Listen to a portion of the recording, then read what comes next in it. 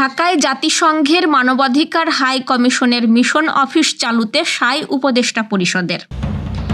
এমন সরকার ক্ষমতায় আসুক যারা সামাজিক নিরাপত্তা নিশ্চিত করবে, বললেন নার্গিস বেগম। যশোরে বৈদ্যুতিক সঞ্চালন লাইন প্রতিস্থাপনের প্রতিবাদে মানববন্ধন, ক্ষতিপূরণ দাবি। এনবিআরের আন্দোলন প্রত্যাহার। নড়াইলে এইচএসসি পরীক্ষা ভুল সেটে গ্রহণ, কেন্দ্র সচিব সহ 2 জনকে প্রত্যাহার। দর্শক, গ্রামের কাগজের সকালের খবরে আপনাকে স্বাগত। শুনছিলেন প্রধান শিরোনাম, এছাড়াও রয়েছে রাশিফল। এবার চলুন যাওয়া যাক মূল আয়োজনে।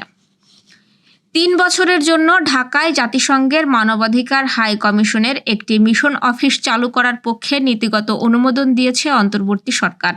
রোববার উপদেষ্টা পরিষদের বৈঠকে এই সংক্রান্ত একটি খসড়া সমঝোতা স্মারকে অনুমোদন দেওয়া হয়। বৈঠকের পর ফরেন সার্ভিস একাডেমিতে প্রেস ব্রিফিংয়ে এসে আইন উপদেষ্টা আসিফ নজরুল বলেন, UNOHCHR এর high commissioner Volker Turk July গণঅভ্যুত্থানের সময় মানবতা বিরোধী অপরাধের একটা প্রতিবেদন জমা দিয়েছেন।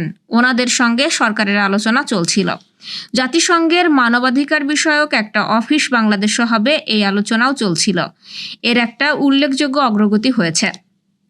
তিনি আরও বলেন, অফিসটা হবে 3 বছরের জন্য। 2য় বছরে যদি 2 পক্ষ মনে করে রিনিউ হওয়া দরকার, তাহলে সেটা করতে পারবে। আগামী দিনে দেশে যদি মানবাধিকার লঙ্ঘনের ঘটনা ঘটে, তাহলে আমাদের দেশের পাশাপাশি তারাও গুরুত্বপূর্ণ ভূমিকা রাখবে বলেও যোগ করেন তিনি। বিএনপির ভাইস চেয়ারম্যান অধ্যাপক নার্গিস বেগম বলেছেন, বিএনপি যখনই জনগণের ভোটে রাষ্ট্রীয় ক্ষমতায় এসেছে, তখনই নারীদের সর্বোচ্চ নিরাপত্তা নিশ্চিত করেছে। আমরা চাই আগামী দিনে এমন একটি সরকার রাষ্ট্রীয় ক্ষমতায় আসুক, যে সরকার সামাজিক নিরাপত্তা নিশ্চিত করবে, যাতে আমাদের কোনো বোন বাড়ির বাইরে বের হলে বখাটের অত্যাচারের শিকার না হয়। রোববার বিকেলে যশোর নগর মহিলা দলের 4 নম্বর ওয়ার্ড শাখা আয়োজিত নারী সমাবেশে প্রধান অতিথির বক্তৃতায় তিনি এসব কথা বলেন। যশোর শহরের পুরাতন কসবা ঘোষপাড়ায় সমাবেশ অনুষ্ঠিত হয়। সমাবেশে সভাপতিত্ব করেন নাজমা আক্তার। আরও বক্তৃতা করেন জেলা বিএনপির সভাপতি অ্যাডভোকেট সৈয়দ সাবেরুল হক সাবু, সাধারণ সম্পাদক দেলোয়ার হোসেন খোকন সহ অন্যরা। সমাবেশ পরিচালনা করেন নগর মহিলা দলের সভাপতি শামসুন নাহার পান্না। রামপাল থেকে যশোর কেন্দ্রে বিদ্যুৎ আনার নামে ভূমি অধিগ্রহণ না করে মালিকদের কোনো প্রকার নোটিশ না দিয়ে যশোর মেডিকেল কলেজ পাড়ায় ঠিকাদারি প্রতিষ্ঠান জবরদখল কাজ করতে যাচ্ছে বলে অভিযোগ উঠেছে। ভূমি রক্ষার দাবিতে মেডিকেল কলেজ পাড়ার জমির মালিকরা প্রতিবাদী মানববন্ধন করেছেন। রোববার ভূমি রক্ষা সংগ্রাম কমিটির ডাকে তরিকুল ইসলামের সভাপতিত্বে এই মানববন্ধন অনুষ্ঠিত হয়। এলাকাবাসী বলেন, উচ্চ ক্ষমতা সম্পন্ন তার ও বিদ্যুৎ যে জমির ওপর দিয়ে যাবে, সেখানে বসতবাড়ি করা অসম্ভব ও ঝুঁকিপূর্ণ।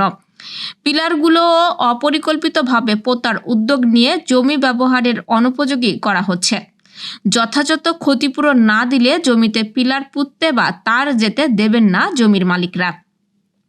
আগামী 2 জুলাই জেলা প্রশাসকের নিকট স্মারকলিপি প্রদান করা হবে এবং স্মারকলিপির অনুলিপি পুলিশ সুপার ও নির্বাহী প্রকৌশলী power grid company of Bangladesh ঝিনাইদহের নিকট দেওয়া হবে বলেও জানানো হয় মানববন্ধনে।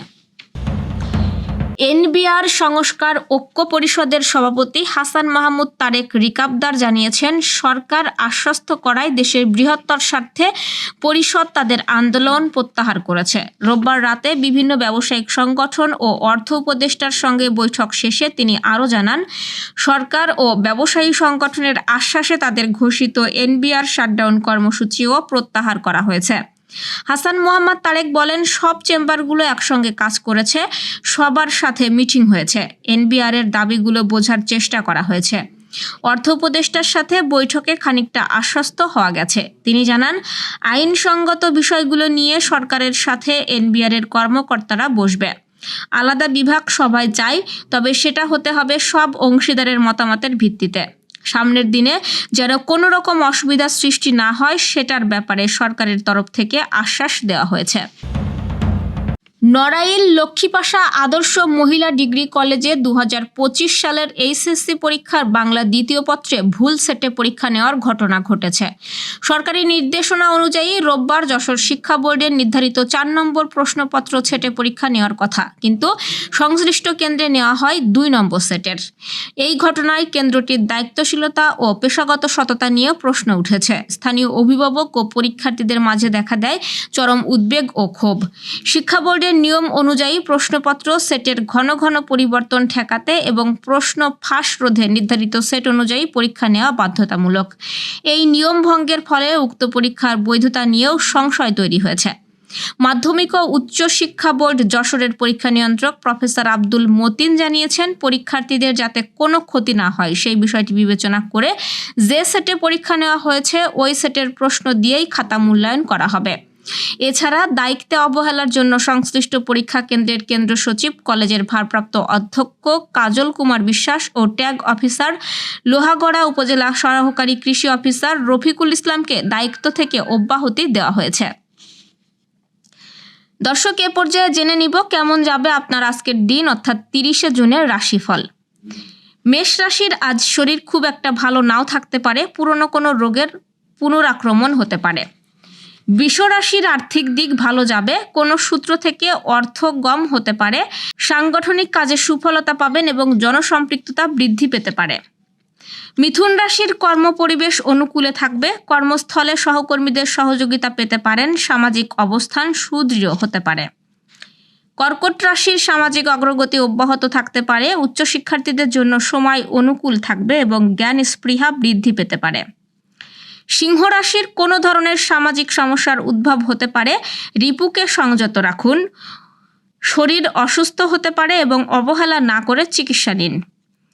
কন্যা রাশি আজ দাম্পত্য সম্পর্ক ভালো থাকবে, পারস্পরিক সামাজিক সম্পর্ক বজায় থাকতে পারে এবং ঘনিষ্ঠ কারো সহযোগিতা পেতে পারেন। তুলা রাশির ব্যক্তিগত দায় দায়িত্ব বৃদ্ধি পেতে পারে, কারোর সঙ্গে মতানৈক্যে জড়ানো ঠিক হবে না।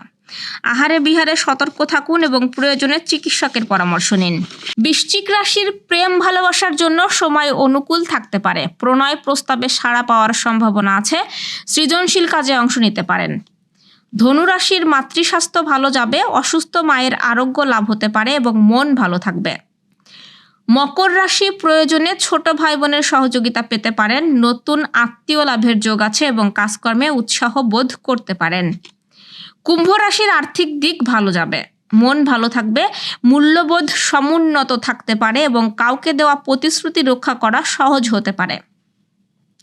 মীন রাশি নিজের কোনো কাজের জন্য প্রশংসিত হতে পারেন। শরীর ভালো থাকবে, মানসিক প্রশান্তি বজায় থাকতে পারে এবং ব্যক্তিত্ব বিকাশের সুযোগ পেতে পারেন।